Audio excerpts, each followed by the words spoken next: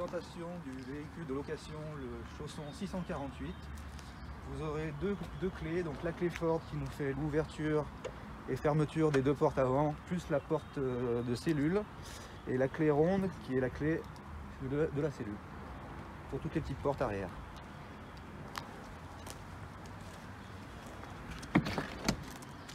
La porte d'entrée, donc pour se verrouiller de l'intérieur, vous appuyez sur le bouton ici. Quand vous voulez rentrer ou sortir, vous laissez la poignée à fleur. Et quand vous voulez sortir du véhicule, vous tirez sur la poignée.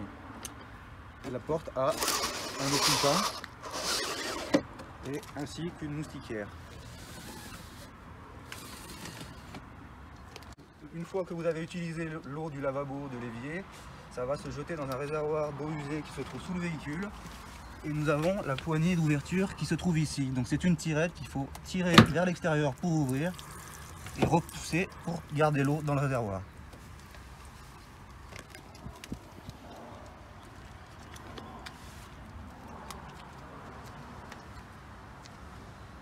Dans la soute arrière, vous trouverez tous les accessoires qui sont fournis au démarrage.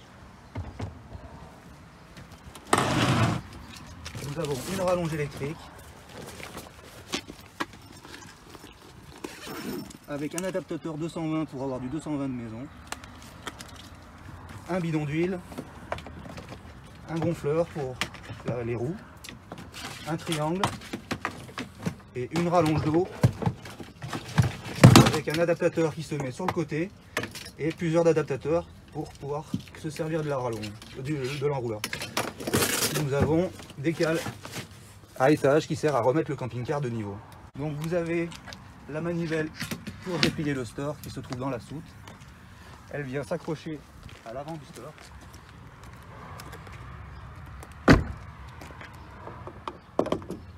Vous la dépliez comme ceci. Et il suffit juste de desserrer pour que le store sorte.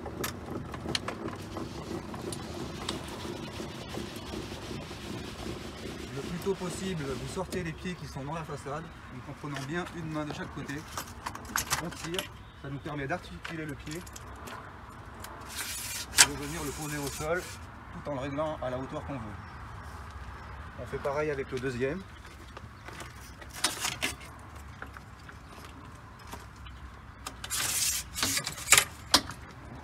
On incline les pieds vers l'extérieur.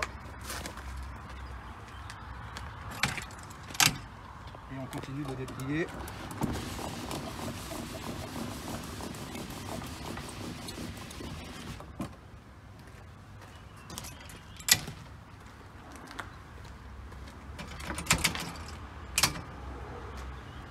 Vous allez avoir la bâche qui va se détendre. Vous revenez dans votre sens pour la retendre et votre store est déplié à fond. Si vous en servez à une période où il pleut, vous avez une deuxième barre qui se trouve dans la soute ici, que vous allez accrocher en travers. Vous avez une barre qui vient se mettre en travers du store, qu'on accroche ici et de ce côté, qui permettra de soulager la bâche en cas de pluie pour éviter que ça fasse une grosse réserve d'eau. Vous avez une barre qui vient se mettre en travers du store, qu'on accroche ici et de ce côté, qui permettra de soulager la bâche en cas de pluie pour éviter que ça fasse une grosse réserve d'eau. Pour le porte-vélo, vous avez une deuxième manivelle dans la soute. Il faudra dans un premier temps défaire les sangles.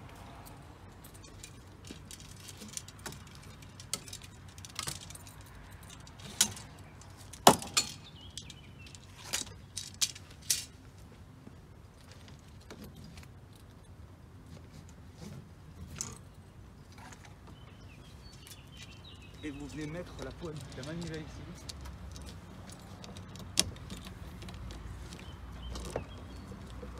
Et dérouler. Le porte-vélo va descendre pour pouvoir venir poser les vélos sur les rails.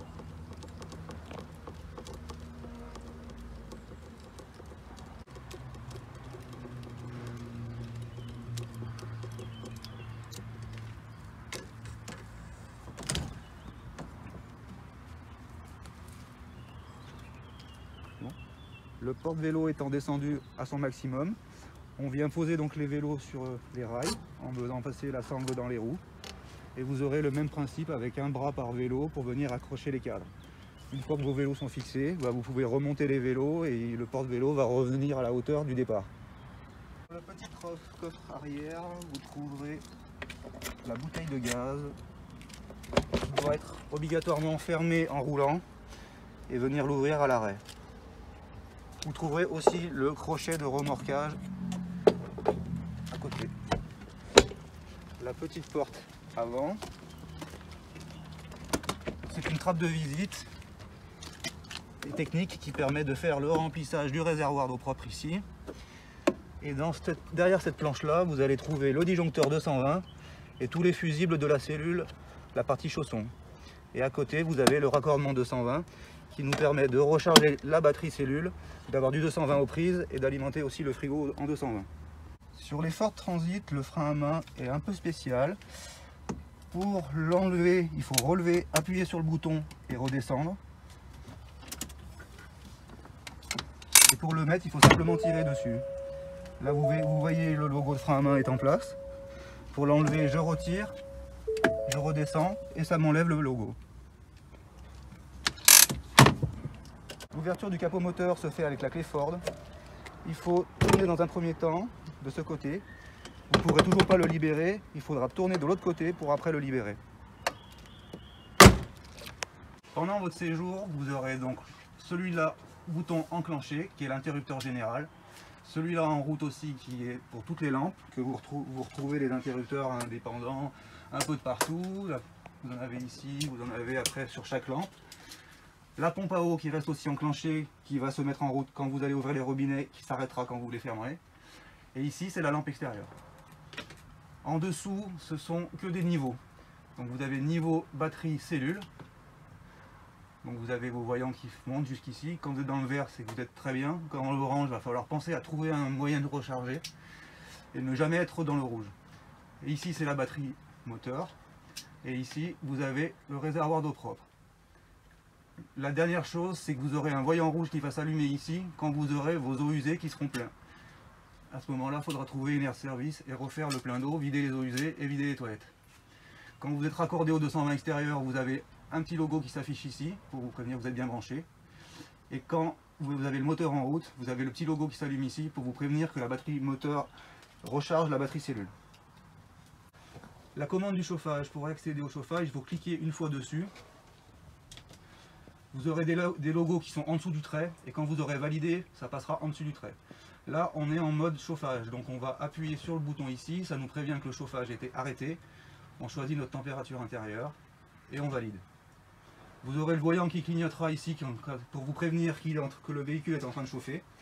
Et après, il va s'arrêter quand la température sera atteinte.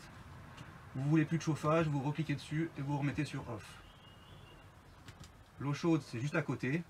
On clique dessus. On choisit ou de l'eau chaude économique ou haute ou boost. Et on valide. Pareil, ça clignote et quand l'eau sera chaude, ça voudra, quand le voyant sera fixe, ça voudra dire que l'eau est chaude. Le frigo, donc ça c'est le bouton de mise en route. Vous avez, il sera en position automatique, donc là on n'est pas branché actuellement, donc on prend le gaz. Dès qu'on se branche au 220, on aura un symbole de prise. Et dès qu'on met un moteur en route, on aura un symbole de batterie, comme quoi il passera sur le 12 volts. Et le bouton d'à côté, ici, c'est pour augmenter ou baisser votre thermostat. L'ouverture se fait par ici et on a un petit freezer qui est en dessus. Pour l'utilisation des toilettes, les toilettes pivotent. On a l'ouverture de la trappe qui se fait par la poignée grise qui est dessous. Vous allez activer donc la chasse d'eau une fois que vous êtes servi les toilettes et vous refermez. Quand notre réservoir est plein, on a un indicateur rouge qui s'allume ici pour nous prévenir qu'il faut vider les toilettes. Donc le lit arrière, nous pouvons donc le relever. Donc ça, nous accédons à la soute et vous trouverez donc une petite poignée qui est ici qui va nous servir à monter ou descendre le lit.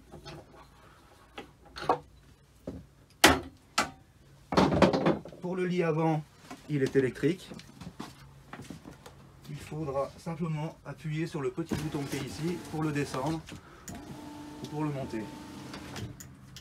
Il faudra faire très attention à ne pas laisser les coussins en hauteur, sinon les placards viennent appuyer dessus. Donc pour le coin cuisine, vous aurez aussi une prise de 120 qui se trouve à côté du bouton du lit. Sinon, on a deux parties. On a la partie réchaud avec un bouton par brûleur. Et ici, vous retrouvez l'évier avec un mitigeur eau chaude, eau froide. Donc derrière le siège passager, vous aurez un extincteur. Vous avez aussi tous les rideaux pour la nuit. Et pour retourner les sièges, c'est sur l'avant du siège une poignée qu'il faut pousser sur le côté pour pouvoir tourner. On aura le même principe pour le siège chauffeur.